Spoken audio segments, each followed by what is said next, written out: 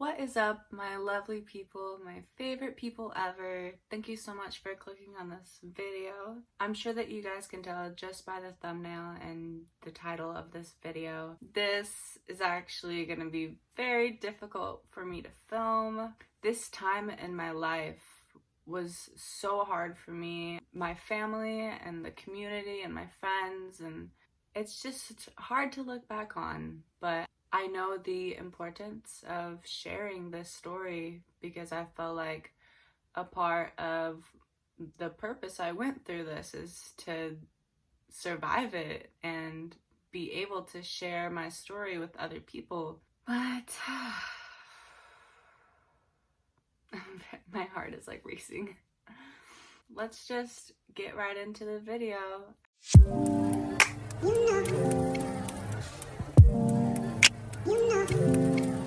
Summertime before my junior year of high school, which would be summer of 2015. During this summer, I was going to open gyms for my basketball team since they weren't legally allowed to hold official practices. I had to go to open gyms to get my work in.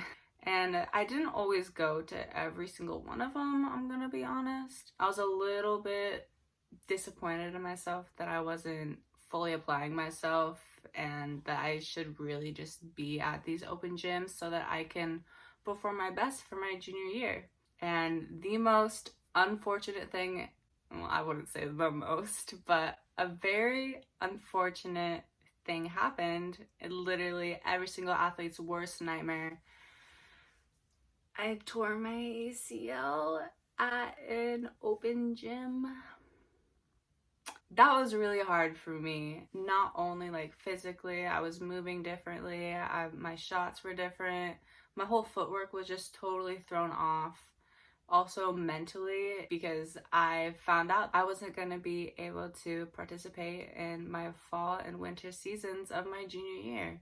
I was planning on doing some kind of fall sport. Freshman year I did soccer, sophomore year I did volleyball. Junior year, I think I was gonna do volleyball again, but I wasn't able to do any fall sport. And I love, basketball is one of my favorite sports ever that I've ever played, one of them. And being told that I had to sit out my junior year was terrible, god awful. But I was given a little bit of hope and that I was able to participate in my spring season of junior sports, which was track. Track was the sport that I had the greatest chance of pursuing my dreams of being a collegiate athlete in. I went to physical therapy all the time and I worked super hard so that I would be able to participate in my junior year, and not only just participate but still have a decently good season. And I did just that. I wasn't doing as well as I wanted to. I'm also just someone that's really hard on myself, especially when it comes to sports. But I didn't do terrible for having just torn my ACL. I mean, I still made it to the state track and field championships. Let me tell you, going to state in high school in Oregon is the most amazing experience ever because you get to compete at University of Oregon's very historical Hayward Field. And I'll insert a picture. Literally, this field is built for Olympians, let alone high schoolers.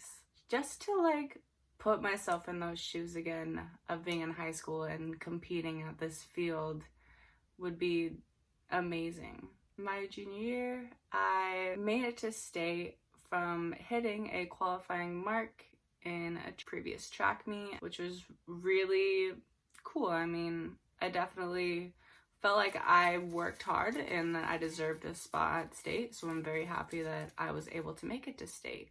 I'm gonna be completely honest, from this point on, I don't remember it fully myself. A lot of the things that I have embedded into my memory of that time have just been taking little bits and pieces of everyone's story of what happened. Majority of what I know is from what my mom said On the first day of state was when it was my turn to compete. Again, I don't remember actually competing. Like, I kind of do, but I also competed there 3 times in high school. I can't like differentiate if it was like my junior year or like my sophomore year or senior year. Like, I wasn't exactly sure. I ended up getting 6th place, or was it 7th? I'm not. See, ooh, I don't know. I was very ungrateful for placing this. I felt like I deserved a higher placing even though I didn't like perform my best. I did have a season PR at that meet, and I was honestly like really embarrassed because at Hayward, when you compete in javelin, you throw in the middle of the field, so everybody's watching. Javelin is kind of like the thing that you watch in between all of like the 100-meter sprints, and like when you get bored of watching like the 3000, then like you watch javelin. Second day of state, my high school did a pretty good job, and a lot of the girls on my team did really well, and I was honestly very embarrassed that I didn't do as well as they did. I was comparing myself to my own teammates, and we didn't even compete in the same event, which literally like makes 0 sense, but like at the time it made sense to me just because I was so competitive and unnecessarily ungrateful. I just couldn't be happy for myself. So then when the second day of the meet came around, I was pretty much trying to avoid my team so that I could hide the embarrassment, but also like avoid the other people. So I kind of just like avoided everyone, really. I went and like explored campus a little bit, which is totally not something I was supposed to do. I just was being very negative and probably a little bitch to deal with. I'm pretty sure that our high school placed in state, or they didn't. I really don't know. It was time to leave Eugene and go back to Newburgh and head back to the high school. After we made it back to Newburgh, I guess that I just wasn't ready to call it a night. And I had met up with my friend in Sherwood, which is like a nearby town. And then we went to another town called Tualatin, where we had both gotten cold stone. And then she took me back to my car in Sherwood, and then we drove separately back home to Newburgh. On this drive, I made a couple bad decisions that nearly cost me my life. The first bad decision that I made was to FaceTime someone while I was driving. Before this accident, I really didn't think twice about FaceTiming while driving because you can keep your eyes on the road and you can just talk to the person. They can see that you're driving and won't be distracting or whatever. That is not a good excuse to FaceTime while drive. I also decided to take a back road up on the mountains over in my hometown because I was FaceTiming and driving, and also because I was wanting to catch up behind my friend because she kind of lived in the mountains and I wanted to like surprise her or something. I don't know. Not only am I FaceTiming, but I'm also speeding around this back roads. The back roads are very windy in my hometown. I wasn't totally aware with this road. I never really drove on it or decided to go on this road.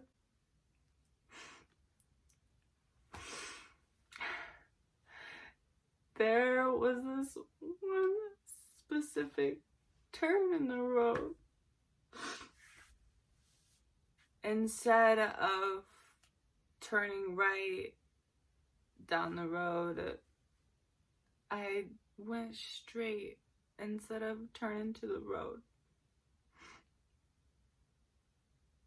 The guy that I was on FaceTime with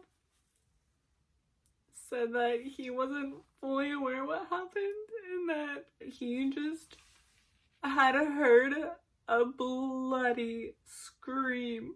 And the screen went black. And I had crashed into a tree that ended up denting half of my door in and f***ed up my truck. At this moment, I was completely unconscious. The tree that I crashed into happened to be a tree of a residential property. Said that they had heard the crash and they heard everything happen, but they didn't call 911. They didn't do that, no. And then a miracle happened.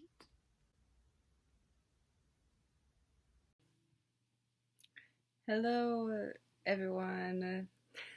I realized that I have to cut this video into 2 separate videos because it is just such a powerful story, and I want to be super detailed about it, but I also don't want it to be super long.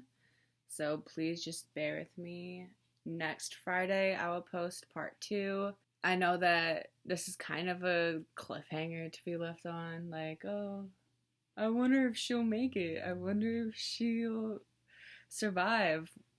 Obviously, I did. What happens next is truly like a miracle sent from God to save my life. So if you want to hear what that miracle is all about, stay tuned for next week. Make sure you subscribe to my channel and turn on my post notifications so that you don't miss next week's video. I hope you guys have a great Friday and talk to you guys soon.